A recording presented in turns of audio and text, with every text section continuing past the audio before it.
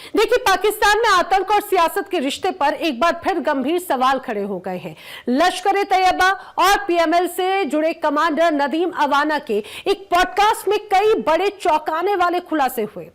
पाकिस्तान की सियासत और सेना में आतंकी संगठनों की कितनी हिस्सेदारी है, ये पूरी दुनिया जानती है। लेकिन फिर भी पाकिस्तान की शाहबाज सरकार और सेना अपनी करतूत को छिपाने के लिए और दबाने की कोशिश में जुटी रहती है।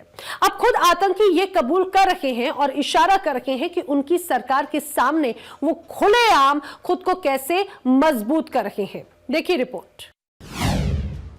पाकिस्तान के चुनावी मैदान में लश्कर आतंकियों का हल्ला।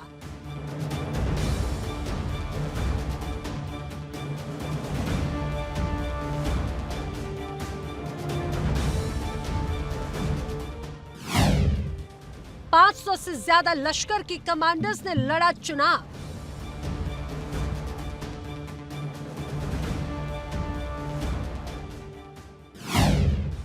माइक पर बड़ा कबूलनामा, पाकिस्तान का झूठ हुआ बेनकाब।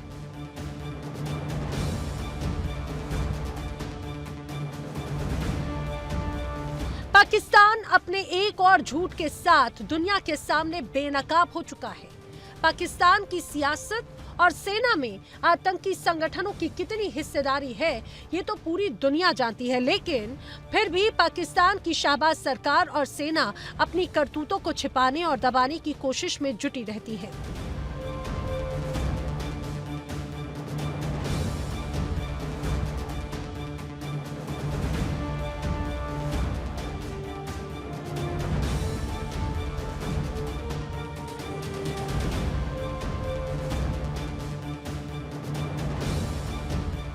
लगातार पाकिस्तान में आतंकी गतिविधियों का खुलासा होने के बाद भी वहां की सरकार इसे स्वीकार नहीं करती। अब एक और पाकिस्तान में आतंकी गतिविधि और पाकिस्तान की सियासत में आतंकियों के हाथ पर बड़ा खुलासा हुआ है। जी हां, पाकिस्तान में आतंकी संगठन किस तरह सियासत में अपनी पकड़ रखते हैं और कैसे वहां की सरकार उन्हें सुरक्षा देने का काम करती है, इसको लेकर एक और बड़ा खुलासा हुआ जिसने हर किसी को हैरान कर दिया और पाकिस्तान की शाहबाज सरकार को टेंशन में डाल दिया। पाकिस्तान में आतंक और सियासत के रिश्ते एक बार फिर गंभीर सवाल खड़े कर रखे हैं। लश्कर ए तैयबा और पीएमएल से जुड़े कमांडर नदीम अवान के एक पॉडकास्ट में कई चौंकाने वाले खुलासे हुए। अवान ने खुद स्वीकार किया कि पिछले चुनावों में सैकड़ों लश्कर से जुड़े लोग चुनावी मैदान में उतरे। सवाल ये कि जिन पर दुनिया भर में प्रतिबंध है, वो पाकिस्तान में खुलेआम राजनीति कैसे कर रहे हैं। ये बयान किसी विरोधी देश का नहीं बल्कि लश्कर ए तैयबा और पीएमएल से जुड़े कमांडर नदीम अवान का है। एक पॉडकास्ट में अवान ने कबूल किया कि पिछले चुनाव में करीब 500 लश्कर ए तैयबा से जुड़े लोग चुनाव लड़ चुके हैं। इनमें से कई ऐसे नाम हैं जिन पर अमेरिका, भारत जैसे देशों ने आतंकवाद से जुड़े आरोपों में प्रतिबंध लगा रखा है।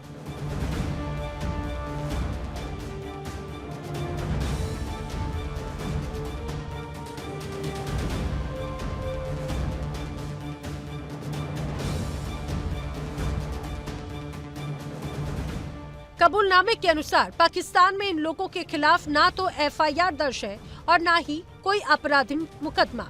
यानी तस्वीर साफ है कि पाकिस्तान की सियासत में सब कुछ खुलेआम चलता है और खुलेआम बिकता है और मुनीर की सेना शाहबाज सरकार हाथ पर हाथ धरे बैठी है। ये बयान सीधे तौर पर पाकिस्तान की कानूनी और राजनीतिक व्यवस्था पर सवाल खड़े करता है। ये कोई पहला वाकया नहीं बल्कि पाकिस्तान की जनता भी ये जानती है कि आतंक का गढ़ पाकिस्तान में कितना मजबूत हो रहा है।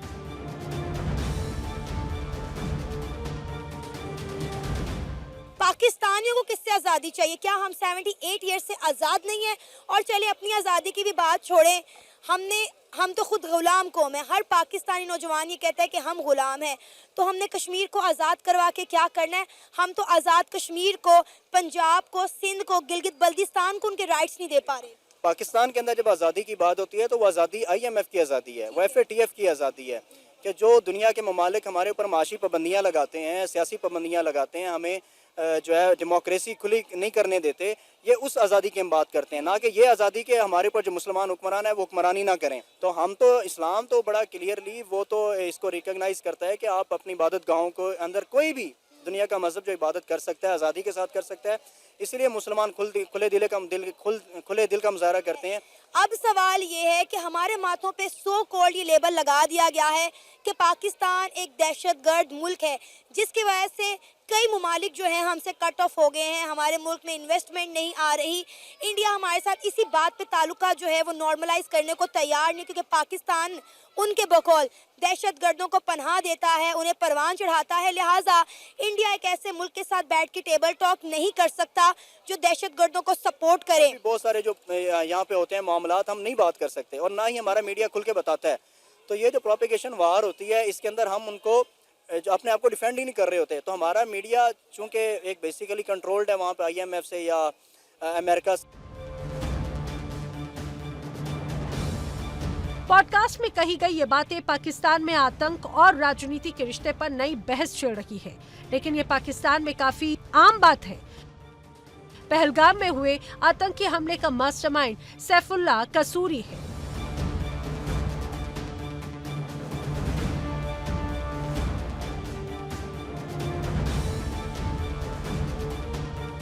पाकिस्तान में सैफुल्लाह कसूरी और सैफुल्लाह खालिद को राजनीतिक शरण भी दे रखी है।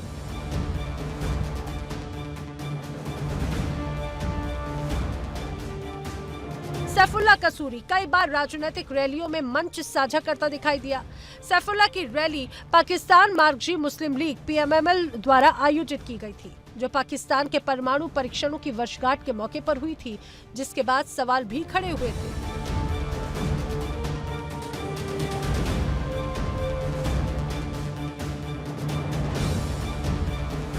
लश्कर सरगना हाफिज सईद का बेटा तलहा सईद भी मौजूद था, जिसे भारत ने आतंकी घोषित कर रखा है। रैली के दौरान सैफुल्लाह कसूरी ने भारत के खिलाफ तीखे और भड़काऊ बयान दिए और पाकिस्तान के सियासी नेताओं और अन्य कट्टरपंथी चेहरों के साथ मंच साझा किया। बता दें कि सैफुल्लाह कसूरी पहलगाम की बैसरन घाटी में हुए आतंकी हमलों का साजिश करता है। पाकिस्तान में आतंकी संगठन और आतंकियों को लेकर गुस्सा है, लेकिन शाहबाज सरकार लगातार उन्हें सुरक्षा देकर उन्हें पनाह दे रही है। इतना ही नहीं, शाहबाज मुनीर की जोड़ी अपने देश की आर्थिक स्थिति को छोड़कर आतंक को बढ़ावा देने में जुटा है। पाकिस्तान ने इंडिया से जंग लड़ी, अफगानिस्तान से जंग लड़ी और अब इस टाइम पाकिस्तान की अवाम को और पाकिस्तान को सामना है गुर्बत से जंग का, बेरोजगारी और महंगाई से जंग का। एक साइड पे इंडियन चीफ चाइना के बॉर्डर पर जाकर पाकिस्तान को बकायदा वार्न कर रहा है और ये कहता नजर आ रहा है इंडियन चीफ कि हम जल्द ऑपरेशन सिंदूर को फिर से कंटिन्यू करेंगे। दूसरी साइड पे पाकिस्तानी पब्लिक आटा, चीनी और टमाटर इन चीजों की कीमतों के ऊपर परेशान नजर आ रही है। पाकिस्तानी पब्लिक से बात करेंगे कि इंडिया अफगानिस्तान से जंग लड़ने की जरूरत है या फिर महंगाई और बेरोजगारी से जंग लड़ने की जरूरत है। अस्सलाम वालेकुम सलाम, कैसे हैं गोल्डन भाई? का शुक्र। क्या कहना चाहेंगे? सर सबसे पहले तो आज मुझे अपने ना दिल का गुबार थोड़ा सा निकालने दे और मुझे अपने दिल की बातें भी करने दे अपने हुक्मरानों के साथ। अच्छा, मैंने देखा ये बॉर्डर्स के ऊपर जितनी जंगें हम कर रहे हैं अफगानिस्तान के साथ, इंडिया के साथ, पूरी दुनिया ने देखा कौन जीता कौन हारा। वो मैं और आप इस चीज को नहीं देख सकते, ठीक है, फैसला नहीं कर सकते, पूरी दुनिया इसके फैसला करेगी। महंगाई का आलम देखिए, टमाटर किस तरफ जा रहा है, आप इस चीज को खुद देख लें, मुर्गी किस तरफ जा रही है। क्या टमाटर की कीमत है? 600 रुपए इस टाइम इसका रेट है। चीनी 250 रुपए पे चली गई है। आटे की क्या? आटा इस टाइम जो पहले रेट था उससे ऊपर चला गया, फिर भी 22 रुपए का 20 किलो हो गया भाई साहब। 2200 रुपए का 20 किलो, यानी कि 100 रुपए। दालों का रेट कहाँ पे चला गया है, महंगाई, बिजली कहाँ पे चली गई है। अब तो सुई गैस जो फिक्स कर दिया 1800 रुपए, वो हर घर में आना ही आना है, चाहे वो घर बंद है। अच्छा। कुछ रूल्स हुकूमत के जो हमारे इस तरफ जा रहे हैं, जंग की तरफ थोड़ी अपनी तवज्जो हटाएं। ये जो अवाम जंग कर रही है, अपनी महंगाई अपनी जात के साथ, इस तरफ तवज्जो करें। आपकी मेहरबानी है, ये जंगों की तरफ से थोड़ा तवज्जो हटा दें।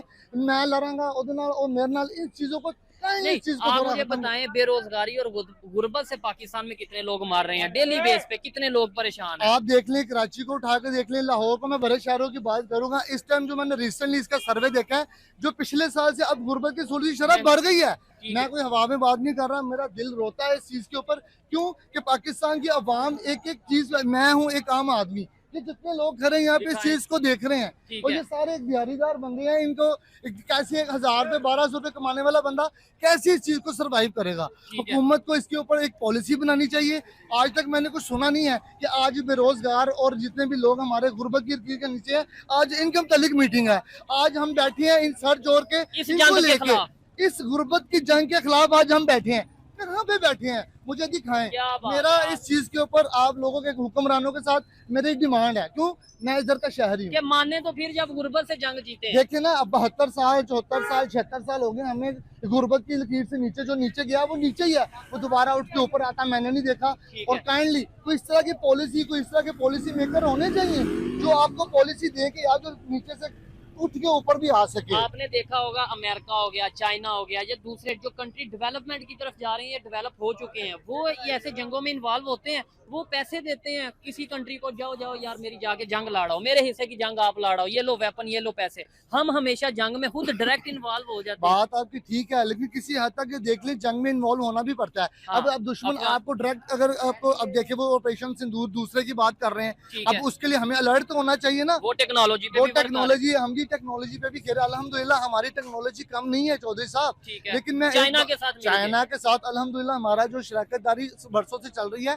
उसके पैसे हमारा वो ब्रदर मुल्क भी है। बिल्कुल। उसके अलावा आप जंग खेलना बंद कर दें, आपकी मेहरबानी है। मैं फिर एक दफा बात कर रहा हूँ, ये बेरोजगारी की नहीं, तरफ तवज्जो कर जंग दें। करें गोल्डन साहब, मैं कहता हूँ जंग करें, इंडिया से जंग करें। हम तो चैनल इस वीडियो पे कह रहे हैं, हमारी ऑडियंस भी सारी इंडिया की है ज्यादातर, लेकिन फिर भी हम कहते हैं इंडिया से जंग करें, लेकिन वो टेक्नोलॉजी में मुकाबला करें ना। बेरोजगारी अगर वो खत्म कर रहे हैं, हम उससे ज्यादा एजुकेशन पे, बेरोजगारी पे वर्क करें, अपना यहाँ पे इंफ्रास्ट्रक्चर को बेहतर करें, इस चीज में मुकाबला सबसे करें। पहली बात है वो देखे ना कि मोदी साहब की गवर्नमेंट ने सबसे पहले, वो इस टाइम दुनिया की चौथी या पांचवी बड़ी इकोनॉमी बन चुकी है। ठीक है। ठीक है, अब वो जंग की तरफ भी आ जाए तो ठीक है, जो कोई मसले मसाइल हैं बॉर्डर्स के, उनके पास इकोनॉमी वो है। इकोनॉमी है, और वो अपने मुल्क को स्टेबिलिटी तो है ना उनके मुल्क में। ठीक है। गुर्बत में मानता हूँ बहुत ज्यादा उधर, लेकिन उन्होंने बहुत हद तक उसको क्लियर किया है। ठीक है। ये सिर्फ तो उनकी हम इस बात चीज में नहीं है, मुकाबला करें ये ना। सिर्फ उनकी बात नहीं है, वो इंटरनेशनल सर्वे ने बताया है कि इंडिया पिछले 10 साल में ऊपर गया। ठीक है। ठीक है, अब आप पाकिस्तान का सर्वे करके देख लिए, सिर्फ हमें टीवी पे नजर आता है कि बेहतर हो रहा है, लेकिन हकीकत अगर आप देखें, अगर आप इसको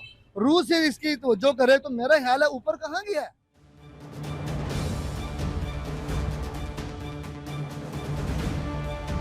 खुले मंच पर भड़काऊ भाषण और आतंक से जुड़े नाम, ये तस्वीर पाकिस्तान के उस चेहरे को दिखाती है जिस पर भारत लंबे समय से सवाल उठाता रहा है। अब निगाहें अंतर्राष्ट्रीय प्रतिक्रिया और आगे की कार्रवाई पर है।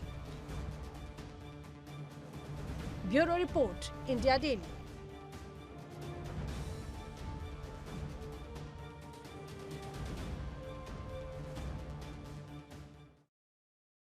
तो देखा आपने किस तरह से पाकिस्तान में भी भारत को लेकर अलग दीवानगी नजर आती हो। कोई फंक्शंस हो, पार्टी हो, शादी हो, यहाँ पर भारतीय म्यूजिक का गजब का ट्रेंड है और युवा यहाँ के म्यूजिक को लेकर एक अलग दीवानगी रखते हैं, एक अलग तरह का ट्रेंड नजर आता है। यही वजह है कि भले ही फिल्म धुरंधर पर बैन लगाने की कोशिश पाकिस्तान की तरफ से की गई हो, लेकिन इसका खुमार लोगों के सर चढ़कर बोलता है।